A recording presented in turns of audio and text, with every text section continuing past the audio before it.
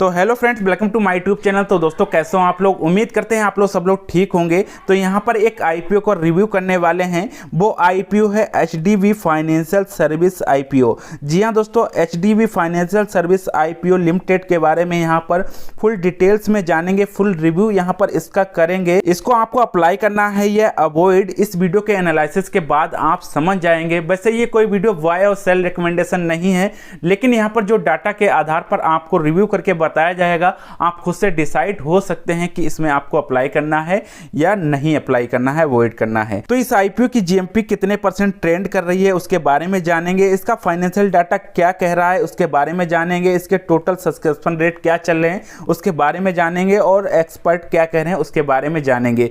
Full details में इस IPO का रिव्यू करेंगे। आपको एक ही वीडियो में इस आईपीओ के बारे में पूरी जानकारी मिल जाएगी। तो चलिए बिना टाइम वेस्ट करते हुए वीडियो में आगे बढ़ते हैं और इस आईपीओ के बारे में डिटेल्स से जानते हैं। यहाँ पर आप सबसे पहले इस आईपीओ की डिटेल्स के बारे में जान लीजिए। उसके बाद इस एचडीबी फाइनेंशियल सर्विस आईपीओ की कंपनी के बारे में जानेंगे कि ये कंपनी करती क्या है। तो सबसे पहले इस आईपीओ की डिटेल्स में बिडिंग डेट आप देख सकते हैं 25 जून से 27 जून तक ये चलने वाला था।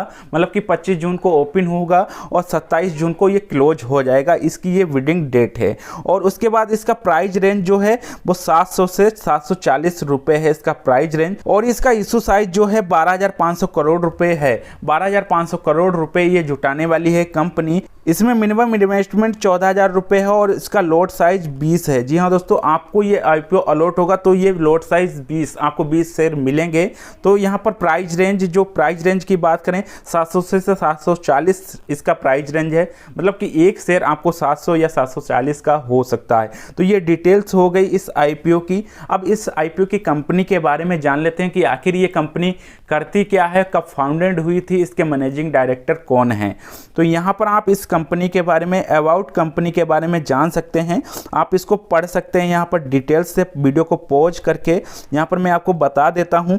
HDB financial service is a retail focused non banking financial company है। जी हाँ दोस्तों, ये नॉन बैंकिंग फाइनेंशियल कंपनी है। NBFC in India classified as an upper layer NBFC NMFCUL by the Reserve Bank of India RBI. The company operate as a subsidiary of HDFC Bank. इस company को operate करती है HDFC bank.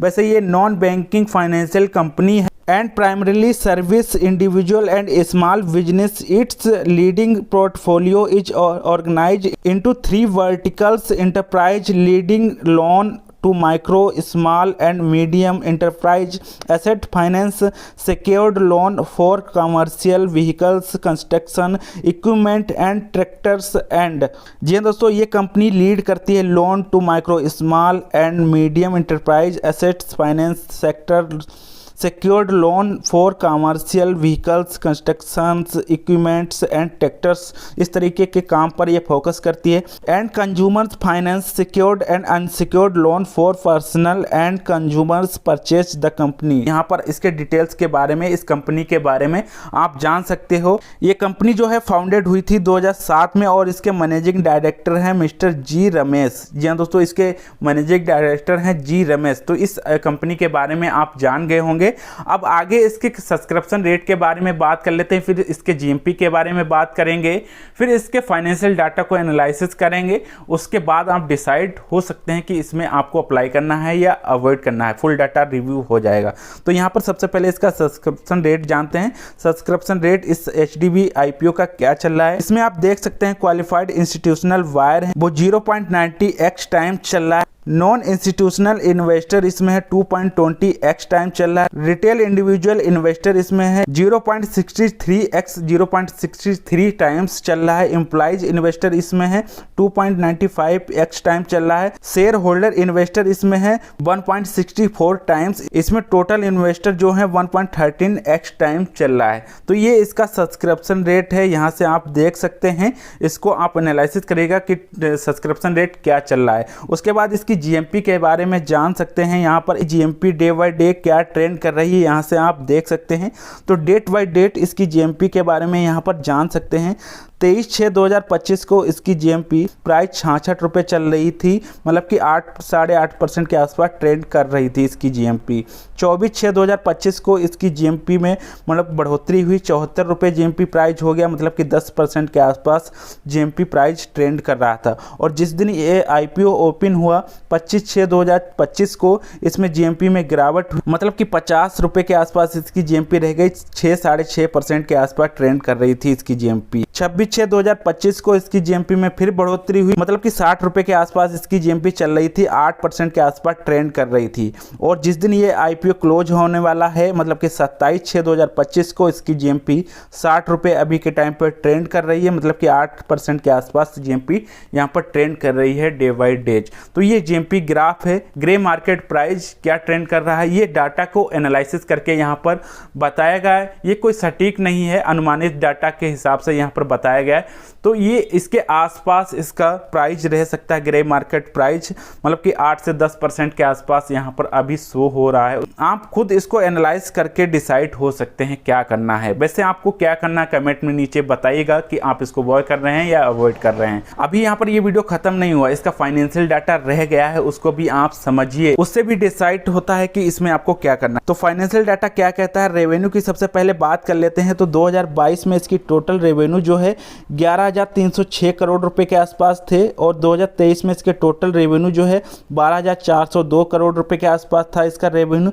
2024 में इसका total revenue 14,171 crore रुपए के आसपास था। तो ये रेवेन्यू है, मतलब कि रेवेन्यू में ज़्यादा ट्रेंड तो नहीं बना है, मतलब कि एक एवरेज पॉइंट है। तो ये रेवेन्यू हो गई। अब इसके प्रॉफिट के बारे में बात कर लेते हैं। तो यहाँ पर देखिए फाइनेंशियल डाटा में इसका प्रॉफिट क्या कहता है। तो 2022 में एचडीबी फाइनेंशियल सर्विस का जो प्रॉफिट है वो है 1,011 करोड़ रुपए के आसपास। 2023 में इसका टोटल प्रॉफिट है 1,959 करोड़ रुपए के आसपास। 2024 में इसका टोटल प्रॉफिट है 2,460 करोड़ रुपए के आसपास। तो एचडीबी फाइनेंशियल सर्विस का ये प्रॉफिट हो गया। तो प्रॉफिट की बात करें, प्रॉफिट में ठीक ट्रेंड बना हुआ है, प्रॉफिट का ट्रेंड ठीक है, मतलब कि इसमें एक पॉजिटिव पॉइंट बन जाता है। इसके हिसाब से आप इसको देख सकते हैं, इसमें आप अप्लाई करने के लिए सोच सकते हैं।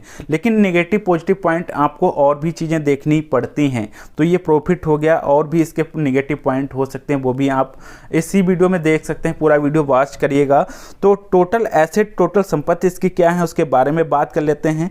तो यहाँ पर फाइनेंशियल डाटा में इसके टोटल एसेट क्या कह रहे हैं उसके बारे में बात कर लेते हैं। तो यहाँ पर 2022 में इसके टोटल एसेट, टोटल संपत्ति 62,025 करोड़ रुपए के आसपास की इसकी टोटल संपत्ति थी। 2023 में इसकी टोटल संपत्ति 70,050 करोड़ रुपए के आसपास इसकी टोटल एसेट हैं। 2024 में इसको टोटल एसेट 92,556 करोड़ रुपए के आसपास इसके टोटल एसेट है। मतलब कि टोटल संपत्ति इसके पास ठीक ठाक है, ट्रेंड तो नहीं है, लेकिन एवरेज बढ़ोतरी हुई है इसके टोटल एसेट में। इसके हिसाब से भी आप इसको देख सकते हैं इस आईपीओ को। तो वैसे आप इसमें क्या करने वाले हैं आप कमेंट में बताइएगा। तो यहाँ पर मैंने फुल डिटेल्स में आपको सारी चीज़ें बता दी हैं, इस आईपीओ के बारे में, कंपनी के बारे में डिटेल्स में आपको बता दिया है। एचडीबी फाइनेंशियल सर्विस आईपीओ क्या करती है ये कंपनी, सब कुछ यहाँ पर मैंने बताया है। जीएमपी प्राइस के बारे में मैंने आपको बताया है। फाइनेंशियल डाटा एक्सपर्ट क्या कहते हैं यहाँ पर आपको बता देते हैं। तो देखिए, एक्सपर्ट जो डाटा मैंने उठाया है, एक्सपर्ट की राय के हिसाब से जो एक्सपर्ट लोग बोलते हैं उनके डाटा को मैंने यहाँ पर उठाया है। तो उस डाटा के हिसाब से आपको ये 8 से 10% लिस्टिंग गेन दे सकता है जिस दिन ये आईपीओ लिस्ट होगा। तो उसके बाद ये आईपीओ क्या कहता है उसकी डाटा, उसका भी एनालिसिस अगले वीडियो में आ जाएगा। मतलब कि लिस्टिंग होने के बाद आपको इसमें क्या करना है, तुरंत इसमें इन्वेस्ट करना है या नहीं, सब कुछ यहाँ पर अगले वीडियो में आपको मिल जाएगा। उम्मीद करते हैं ये वीडियो आपको पसंद आया होगा। तो आज की इस वीडियो में बस इतना ही, मिलते हैं अगले वीडियो में। थैंक्स फॉर वॉचिंग, धन्यवाद दोस्तों।